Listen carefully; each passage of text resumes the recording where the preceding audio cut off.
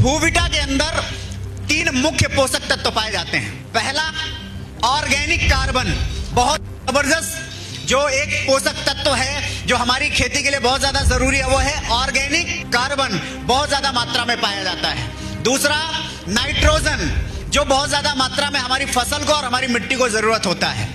तीसरा, जिप्सम, जो हमारी मिट्टी को उपजाऊ बनाने में बहुत ज्यादा जरूरी होता है। अब ये 3 मुख्य पोषक तत्व हैं जो हमारे भूविटा के अंदर पाए जाते हैं। हालांकि हमारे भूविटा के अंदर और भी बहुत सारे तत्व हैं, लेकिन ये 3 मुख्य पोषक तत्व हैं जिनकी वजह से हमारे भूविटा का जो रिजल्ट है वो कमाल का हो जाता है। और तीसरा और सबसे बेहतरीन और मुख्य काम क्या होता है, इसमें मिलता है आपको जिप्सम।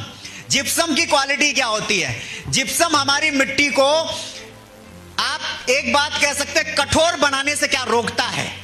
मिट्टी को ऊसर और बंजर की प्रकृति होने से रोकता है। मिट्टी के पीएच मान को ठीक करने का काम करता है। मिट्टी के लगातार केमिकल के उपयोग से जो बिगड़ती हुई संरचना है उसको ठीक करने में काम करता है। अब आप मुझे बताओ, ये सारी चीजें भूविटा के अंदर मिलती है कि नहीं मिलती हैं?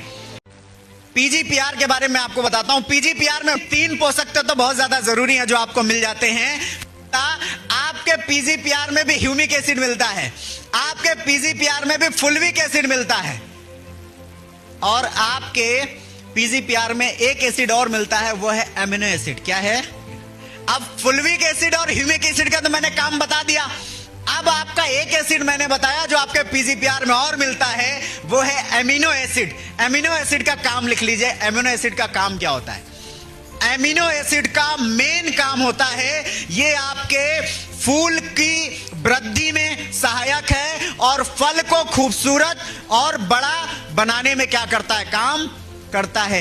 एमिनो एसिड मेन काम आपके फल और फूल की वृद्धि के लिए, फूल को और फलों को बढ़ाने के लिए, और आपके फल की खूबसूरती को बेहतर करने के लिए उपयोग किया जाता है। जहां भी फलदार फसल, दलहनी फसल, या तो फिर ऐसी फसल जिसमें कोई ना कोई अनाज आ रहा हो, जब आप वहां पे उपयोग करना चाहें तो क्या करेंगे? पीजीपीआर। क्या करेंगे? पीजीपीआर का उपयोग। अब एक आपको और नई बात बताता हूं पीजीपीआर को लेकर।